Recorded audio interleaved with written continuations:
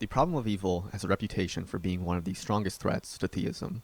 It can be formulated in different ways, but it generally comes in two forms: the logical problem of evil and the evidential problem of evil. The logical problem of evil argues that a contradiction arises from an all-good, all-powerful God coexisting with evil. If God is all good, then he would not want evil to exist. If God is all-knowing, he would know that evil exists, and he would know how to get rid of it. If God is all-powerful, then he could get rid of evil. Evils exist, so God does not exist. Or to make it pithy, if God exists, then there would be no evil. Evil exists, so there is no God. The evidential problem of evil, on the other hand, does not address the same problem as the logical problem of evil.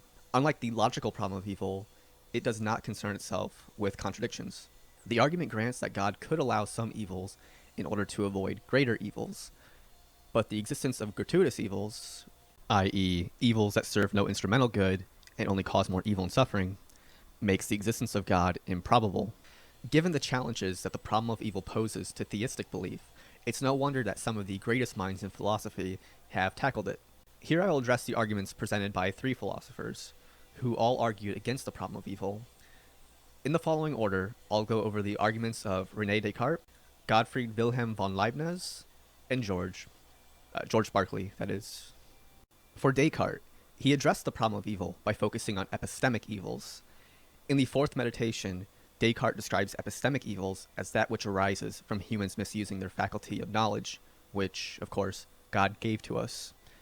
The challenge for Descartes, then, is that he must explain why God would allow epistemic evils to occur, and many moral evils, it could be argued, arise from epistemic evils, so Descartes would be creating a powerful theodicy if he succeeds with his argument.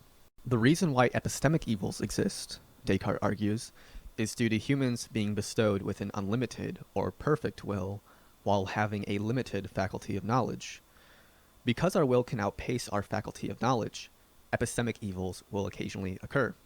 However, it is better to have this faculty of knowledge than to lack it. Likewise, it is better to have a will than to lack one. According to Descartes' argument, the epistemic evils are the cost of tools that God would not deprive us of, as this deprivation would be far more evil.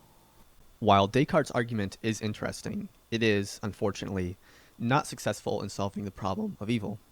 If God is all-powerful, then he could design us without a faulty faculty of knowledge. If he is all-good, then he would want to avoid a flawed design.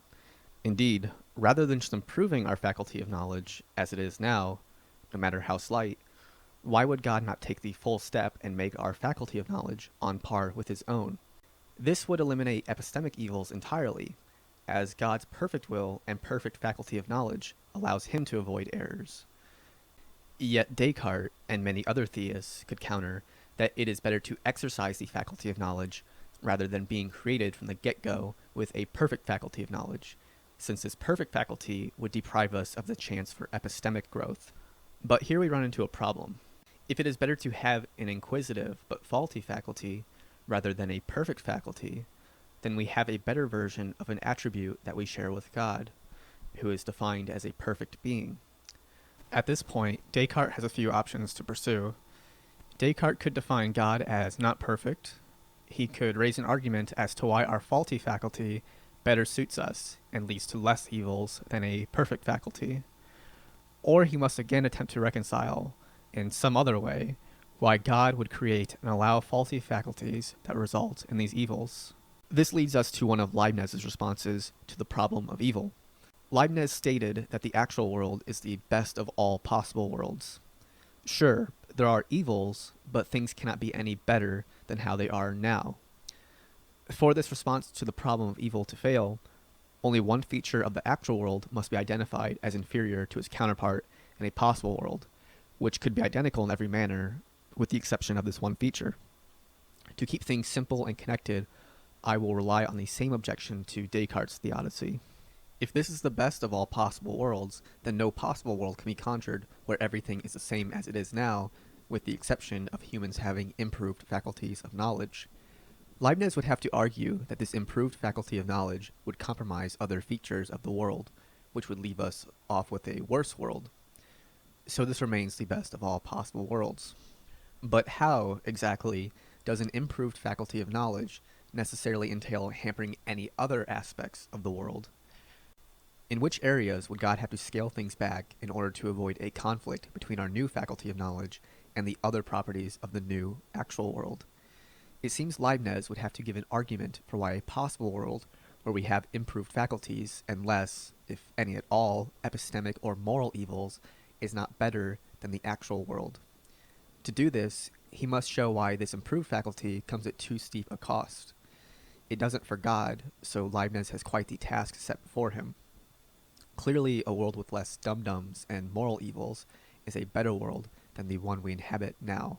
Lastly, Berkeley's response to the problem of evil comes from the third dialogue, when Polonius, who serves as Berkeley's voice, hashes things out with Hylas, his materialist opponent.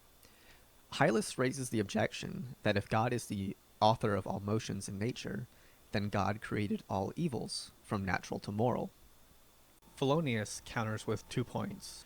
First, whether God creates these motions in nature is irrelevant. What makes murder sinful is not the consequences of the act itself. Its sinfulness comes from willing the act. So our willing evil is under our control, and that is where the evilness of the act resides. Second, Polonius corrects Hylas by stating he never claimed God is the only agent who produces all the motions in bodies. Polonius's first objection to Hylas is worth addressing, since the second objection is meant to strengthen the first argument and to, overall, serve as a clarification of Polonius's position. Additionally, the argument intends to refocus the problem to address the motions of the will rather than the motions of nature. In a fairly common move, Berkeley invokes the free will of God's creations in order to shift the culpability onto the people who choose to perform moral evils. However, this response fails on similar grounds as the prior arguments of Descartes and Leibniz, since it does not address either the faulty will or faculty of knowledge that is given to these moral agents by God. God could have created people to choose not to will murder.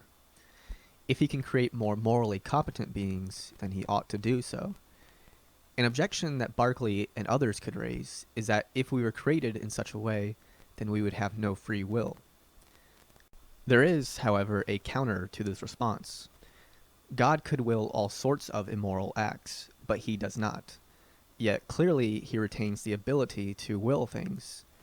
Theists and many others would argue God's omnibenevolence does not preclude his free will.